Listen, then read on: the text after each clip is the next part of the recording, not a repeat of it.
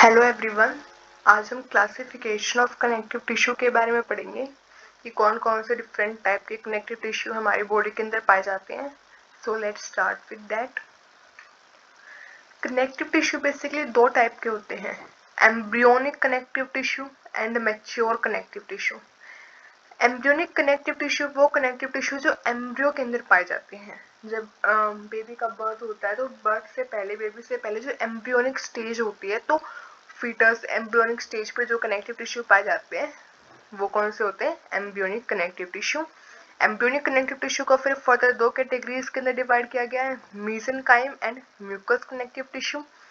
मीसेनकाइम जो connective tissue है वो मीसेनकाइमल सेल से मिलकर बना है, और मीसेनकाइम वही एम्ब्रियोनिक कनेक्टिव टिश्यू है जो बाद में डिफ्रेंशिएट होके मैच्योर कनेक्टिव टिश्यू बनता है, और डिफरेंट डिफरेंट टाइप के फिर वो कैटेगराइज होते हैं। तो मीसेनकाइम ही डिफ्रेंशिएट होके मैच्योर कनेक्टिव टिश्यू बनता है। म्यूकस कनेक्टिव टिश्यू जो कि अम्बिलिकल कॉर्ड के अंदर, फीटस के अम्बिलिकल कॉर्ड के अंदर जो टिश्यू पाया जाता है वो म्यूकस कनेक्टिव टिश्यू होता है।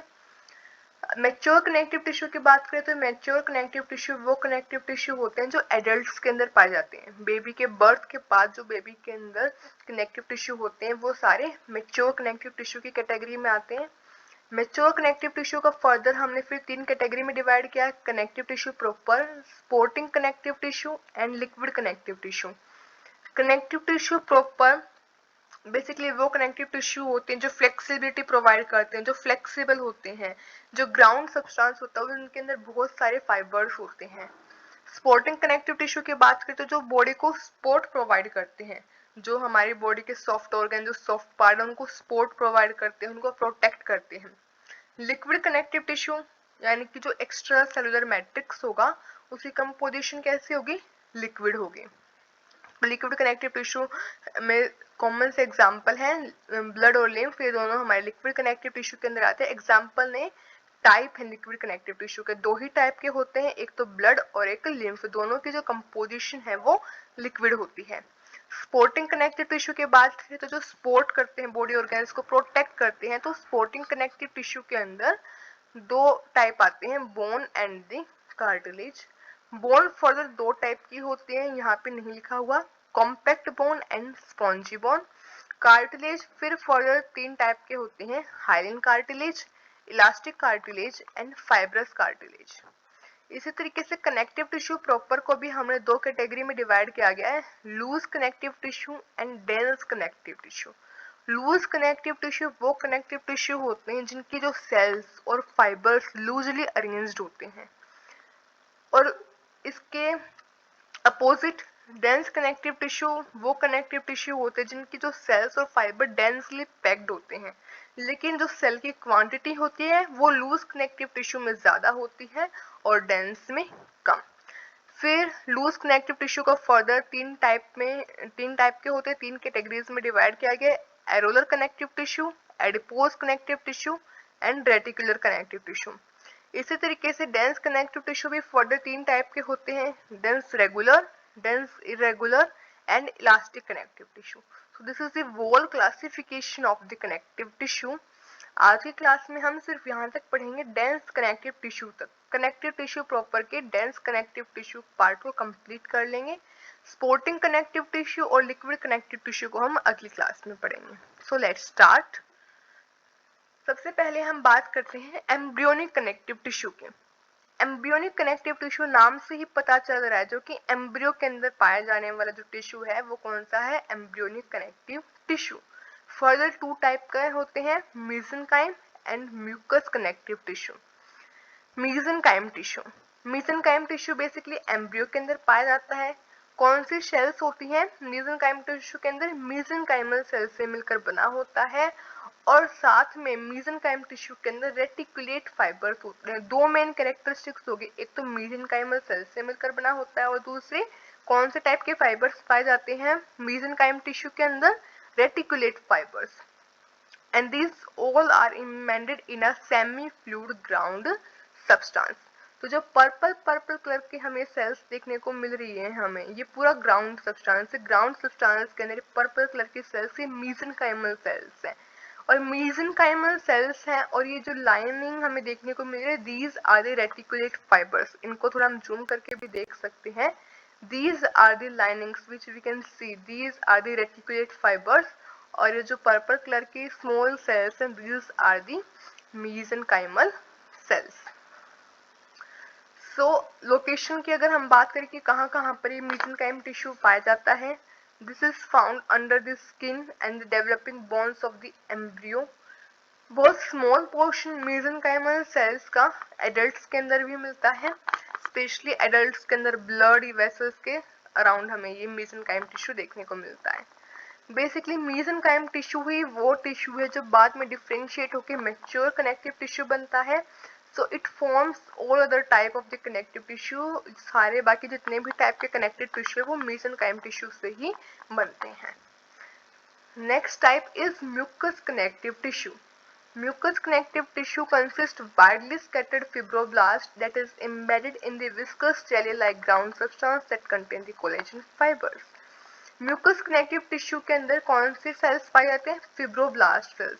और फिब्रोब्लास्ट सेल्स का मेन फंक्शन क्या होता है? To secrete collagen fibres. So हम देख सकते हैं, this is the diagram of the mucous connective tissue, जहाँ पे ये जो सेल्स हमें देखने को मिल रहे हैं, these are the fibroblast cells that having the different projections। हमें पता है कि फिब्रोब्लास्ट सेल्स में क्या होती है, डिफरेंट प्रोजेक्शंस होती हैं। तो ये प्रोजेक्शंस हो गई, और इनसे क्या निकलते हैं? Collagen fibres. तो ये जो हमें लाइनिंग थ्रेड लाइक स्ट्रक्चर दिखाई दे रहा है, these are the collagen fibres. तो ये किसके द्वारा सीक्रेट किए गए? इन फिब्रोब्लास्ट सेल्स के द्वारा। सेंटर में ये क्या है? Nucleus of the fibroblast cells. Location कहाँ पे मिलता है mucous connective tissue? Found in the umbilical cord of the foetus. This is the umbilical cord of the foetus, जहाँ पे कंपोजिशन इसकी क्या होती है? Mucous connective tissue. Main function क्या होता है म्यूकस कनेक्टिव टिश्यू का? To provide support. Mucous connective tissue के बाद हम बात करते हैं मैच्योर कनेक्टिव टिश्यू की, जो कि बेबी के बर्थ के बाद, बेबी के अंदर या फिर अडल्ट लाइफ में जब वो ग्रो होता है, तो पूरी लाइफ के दौरान जो कनेक्टिव टिश्यू पाया जाता है वो कौन से होते हैं? Mature connective tissue. Mature connective tissue फिर फर्दर 3 टाइप के होते हैं: connective tissue proper, supporting connective tissue and liquid connective tissue.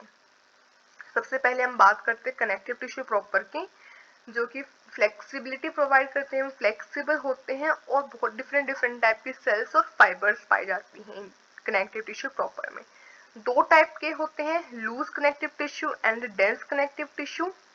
Loose connective tissue की जो सेल्स होती हैं वो क्या होती है? लूजली अरेंज होती हैं। फाइबर्स भी कैसे होते हैं? लूजली अरेंज होते हैं। 3 टाइप के होते हैं loose connective tissue: areolar connective tissue, adipose connective tissue and the reticular connective tissue. तो सबसे पहले बात करते हैं एरोलर कनेक्टिव टिश्यू के। एरोलर कनेक्टिव टिश्यू के अंदर सभी डिफरेंट टाइप की सेल्स पाई जाती है। ऐसा कोई पर्टिकुलर नहीं कि सिर्फ यही सेल्स पाई जाती है। जैसे कि हम बात करें मेसेनकाइम के अंदर, मेसेनकाइमल सेल्स पाई जाती हैं। म्यूकस के अंदर फिब्रोब्लास्ट सेल्स पाई जाती हैं। लेकिन एरोलर कनेक्टिव टिश्यू के अंदर several kind of cells are found. Fibroblast cells भी पाई जाती है, मैक्रोफेजेस भी, प्लाज्मा सेल्स भी, एडिपोसाइट्स भी एंड मास्ट सेल्स भी, सभी टाइप की सेल्स पाई जाती हैं। और फाइबर्स, जो हमने 3 टाइप के फाइबर्स पढ़े थे, collagen fibre, elastic fibre and the reticular fibre, तीनों टाइप के फाइबर्स पाए जाते हैं एरोलर कनेक्टिव टिश्यू के अंदर। कोई स्पेसिफिक नहीं है कि सिर्फ कोलेजन फाइबर्स ही मिलेंगे, जैसे कि म्यूकस कनेक्टिव टिश्यू के अंदर में कोलेजन फाइबर्स देखने को मिल रहे थे। तो ये मैक्रोफेजेस सेल्स पाई जाती हैं। जो ये कोलेजन फाइबर जो स्काई ब्लू कलर के, these are the collagen fibres which are secreted by these green colour fibroblast cells. Plasma cells पाई जाती हैं। तीनों टाइप के फाइबर्स पाए जाते हैं: collagen fibre, elastic fibre and the reticular fibre, और मास्ट सेल्स भी पाई जाती हैं। अबंडेंट कनेक्टिव टिश्यू है हमारी बॉडी के अंदर। सबसे ज्यादा जो टिश्यू हमारी बॉडी के अंदर पाया जाता है वो एरोलर कनेक्टिव टिश्यू है। It is characterized by its loose arrangement of cells and extracellular matrix component which give it a spongy and delicate appearance। की जो सेल्स होती हैं वो लूजली अरेंज होती हैं, लेकिन जो नंबर ऑफ सेल्स होती हैं वो बहुत ज्यादा होती हैं in comparison to the dense connective tissue. अगर हम बात करें कि एरोलर कनेक्टिव टिश्यू कहाँ पे पाया जाता है, स्किन की जो सबक्यूटेनियस लेयर होती है, स्किन की सबक्यूटेनियस लेयर में ये एरोलर कनेक्टिव टिश्यू पाए जाते हैं। हमारी बॉडी के अंदर जो डिफरेंट डिफरेंट बॉडी ऑर्गन है, ऑलमोस्ट सभी बॉडी ऑर्गन के आसपास ये टिश्यू पाया जाता है। ब्लड वेसल्स के राउंड भी और नर्व्स के राउंड में टिश्यू पाया जाता है। अगर हम बात करें फंक्शंस की, what are the different functions of the areolar connective tissue? So it fills the space between the organs and connect your skin to the underlying muscular layer. तो बेसिकली जो डिफरेंट डिफरेंट ऑर्गेन्स होते हैं, जो होलो organs होते हैं, तो वहां पे ऑर्गेन्स के जो होलो स्पेस होता है उसको फिल करने का काम एरोलर कनेक्टिव टिश्यू होता है। उस होलो एरिया में एरोलर कनेक्टिव टिश्यू पाया जाता है। जो हमारी स्किन है उसको मस्कुलर लेयर से मसल्स होती हैं, और हमारी स्किन है अपर लेयर, सबसे पहले स्किन है, स्किन के नीचे मसल्स हैं। तो स्किन और मसल्स को आपस में कनेक्ट करने का काम किसका होता है? एरोलर कनेक्टिव टिश्यू का। अराउंड ब्लड वेसल्स और नर्व्स के अराउंड पाया जाता है, तो वहां पे क्या करता है? ये सपोर्ट प्रोवाइड करता है ब्लड वेसल्स और नर्व्स को। It also provide structural support, flexibility भी प्रोवाइड करता है, इलास्टिक फाइबर्स प्रेजेंट है, स्ट्रेंथ भी प्रोवाइड करता है क्योंकि कोलेजन फाइबर्स भी प्रेजेंट होते हैं। So these are the different functions of the areolar connective tissue. Adipose connective tissue की बात कर लेते हैं। तो एडिपोज कनेक्टिव टिश्यू के अंदर कौन से टाइप की सेल्स पाई जाती हैं? एडिपोसाइट सेल्स पाई जाती हैं। जैसे कि हमने बात की थी अभी मीसेनकाइम की, मीसेनकाइमल सेल्स थी, म्यूकस के अंदर फिब्रोब्लास्ट सेल्स थी, एरोलर के अंदर तो डिफरेंट डिफरेंट टाइप की, तीनों ही टाइप की सेल्स पाई जाती थी। लेकिन एडिपोज के अंदर जो मेन टाइप की जो सेल्स पाई जाती हैं वो है एडिपोसाइट सेल्स। फाइबर तीनों टाइप के पाए जा रहे थे एरोलर के अंदर, सेल्स डिफरेंट डिफरेंट टाइप की, हर टाइप की सेल्स पाई जाती थी। जबकि एडिपोज के अंदर एडिपोसाइट सेल्स पाई जाती हैं। एडिपोसाइट सेल्स का मेन फंक्शन क्या है? To store the fat, fat को स्टोर करना, ट्राइग्लिसराइड को स्टोर करना एडिपोसाइट सेल्स का फंक्शन है। So this is a single, ये जो कंप्लीट एक सेल दिखाई जा रही है single cell, this is the adipocyte cells, जिसके अंदर जो व्हाइट कलर का area, this is the fat जो कि इस एडिपोसाइट सेल के द्वारा स्टोर किया गया है। And this is the nucleus जो कि पेरिफेरी की तरफ है। और इस व्हाइट कलर के एरिया, व्हाइट कलर के फैट के अलावा और ये प्लाज्मा मेम्ब्रेन, इनके बीच में जो area, this is the cytoplasm. ये जो इतना ज्यादा फैट स्टोर किया, इसने क्या किया? न्यूक्लियस को और साइटोप्लाज्म को पुश कर दिया पेरिफेरी की तरफ। So the cells contain fill up with a single large triglyceride droplet and the cytoplasm and the nucleus are pushed to the periphery. अब एडिपोज कनेक्टिव टिश्यू भी दो टाइप के होते हैं, व्हाइट एडिपोज कनेक्टिव टिश्यू और brown adipose connective tissue. White adipose connective tissue की बात कर ले तो सबसे कॉमन यही है, अडल्ट के अंदर यही पाया जाता है, फैट को स्टोर करने का काम करता है। बट ये हीट को लॉस होने से रोकता है, it slows the heat loss, it work as an insulation, insulated body की तरह काम करता है कि हीट को लॉस नहीं होने देता बॉडी से। जबकि जो ब्राउन फैट होता है उसके अंदर बेसिकली क्या होता है? बहुत सारी माइटोकॉन्ड्रिया होती हैं, बहुत सारे ब्लड वेसल्स होती हैं, it is more vascularised, it has many mitochondria. When stimulated by the nervous system, this fat break down and accelerate the releasing energy. So जब ये मतलब ब्राउन फैट है, इसके आसपास क्या होता है? नर्व्स प्रेजेंट होती हैं। तो जब ये नर्व्स जो इसको स्टिमुलेट करती हैं, जब नर्व से इसको स्टिमुलाई मिलती है कि कुछ भी चेंजेस है नर्व्स के अंदर आ रहा है, तब वो ब्राउन फैट के पास जाता है, तो वो जो ब्राउन फैट है वो ब्रेक डाउन हो जाता है, जिसकी वजह से एनर्जी रिलीज होती है। तो व्हाइट फैट तो एनर्जी और हीट लॉस को रोकता है, जबकि जो ब्राउन फैट है वो हीट को, एनर्जी को रिलीज होने देता है, absorbs energy from the surrounding tissue, और अपने आसपास के टिश्यू से भी एनर्जी को एब्जॉर्ब करता है। व्हाइट फैट है वो एडल्ट्स के अंदर मिलता है, ब्राउन फैट एडल्ट्स के अंदर नहीं मिलता, फीटस के अंदर, इन्फेंट्स के अंदर मिलता है, एडल्ट्स के अंदर तो बहुत स्मॉल अमाउंट के अंदर मिलता है। और ब्राउन फैट के पास बहुत सारी माइटोकॉन्ड्रिया हैं, it has rich blood supply and many pigmented mitochondria due to which it is darker in colour and hence called the brown fat. जबकि व्हाइट फैट के पास ज्यादा ब्लड वेसल्स भी नहीं है, has no mitochondria, that's why it is called white fat.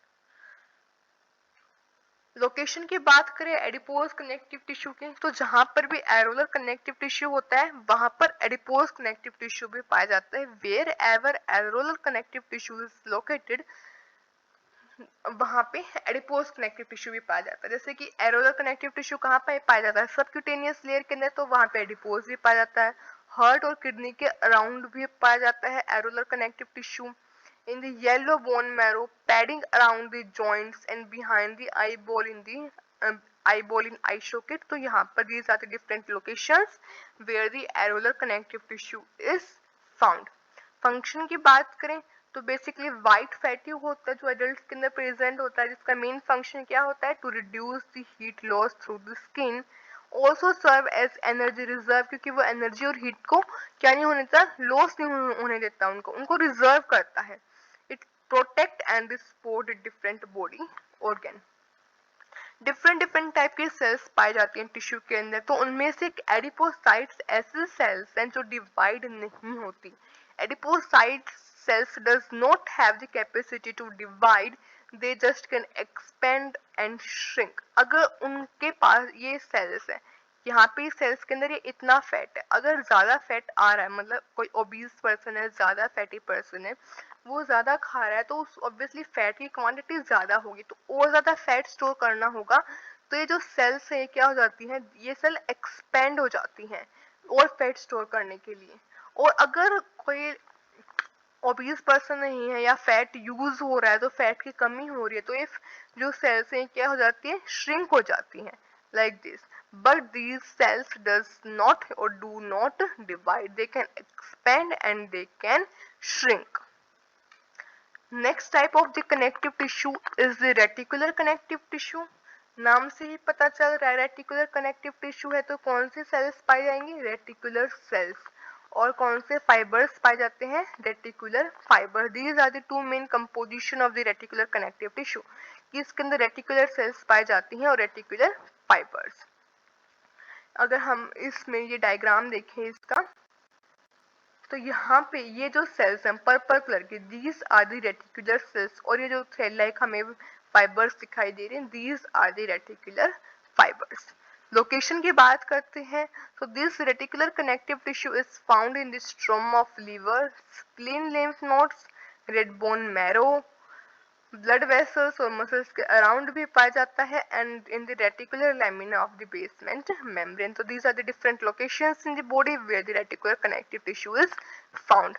Main function क्या होता है इसका, कि ये जो हमारे ब्लड की सेल्स हैं, जो हमारे डिफरेंट डिफरेंट ब्लड सेल्स जो कि स्प्लीन के अंदर पाई जाती हैं, जो लिम्फ नोड्स जो हैं जिनके जो डिफरेंट डिफरेंट माइक्रोब्स को किल करते हैं, तो वहां से स्प्लीन और लिम्फ नोड से जो वोर्न आउट सेल्स होती हैं उनको रिमूव करने का काम। So it filters and removes the worn out blood cells in the spleen and the microbes in the lymph node।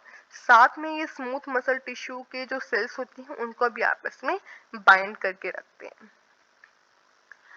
Loose connective tissue के बाद जो नेक्स्ट टाइप का कनेक्टिव टिश्यू आता है वो है डेंस कनेक्टिव टिश्यू।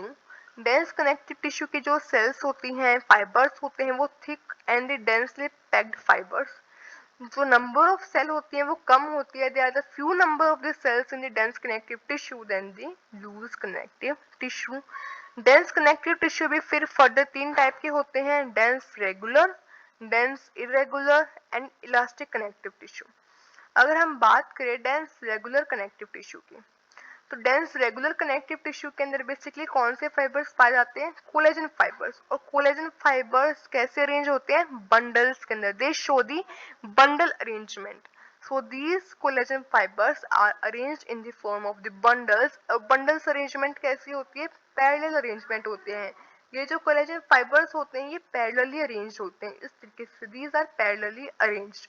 और कोलेजन फाइबर का मेन फंक्शन क्या होता है, स्ट्रेंथ प्रोवाइड करना। इनकी एक फिक्स अरेंजमेंट होती है पैरेलल, जिसकी वजह से ये फिक्स होते हैं, डेंसली पैक्ड होते हैं और एक रेगुलर अरेंजमेंट शो करते हैं, and they has the capacity to provide strength to the tissue. अब यहाँ पे ये हमने सेंटर में मतलब कहीं कहीं बीच में हमें सेल्स दिखाई दे रही हैं, these are the fibroblast cells. So the fibroblast cells are appear in rows between fibers। Fibres के बीच बीच में हमें कौन से सेल्स देखने को मिलेंगे, फिब्रोब्लास्ट सेल्स। जो डेंस रेगुलर कनेक्टिव टिश्यू होता है वो बहुत टफ होता है, स्ट्रेंथ प्रोवाइड करता है टिश्यू को। अगर हम बात करें कि डेंस रेगुलर कनेक्टिव टिश्यू कहाँ पे पाया जाता है, तो डेंस रेगुलर कनेक्टिव टिश्यू ही होता है जो टेंडन्स और लिगामेंट्स बनाता है। टेंडन्स वो टिश्यू जो मसल को बोन से जोड़ते हैं, और ligaments which attach bone to bone. Main function क्या होता है, to provide strong attachment to the structure. एक बोन दूसरी बोन से जुड़ रही है, किसके थ्रू, लिगामेंट्स के थ्रू। लिगामेंट क्या है, एक डेंस रेगुलर कनेक्टिव टिश्यू है, तो आपस में बोन को बोन से जोड़ रहे हैं, तो अटैच कर रहे हैं उन दोनों को, तो स्ट्रॉन्ग अटैचमेंट प्रोवाइड करते हैं। This is the function of the dense regular connective tissue. Dense regular connective tissue के बाद नेक्स्ट टाइप है डेंस इरेगुलर कनेक्टिव टिश्यू।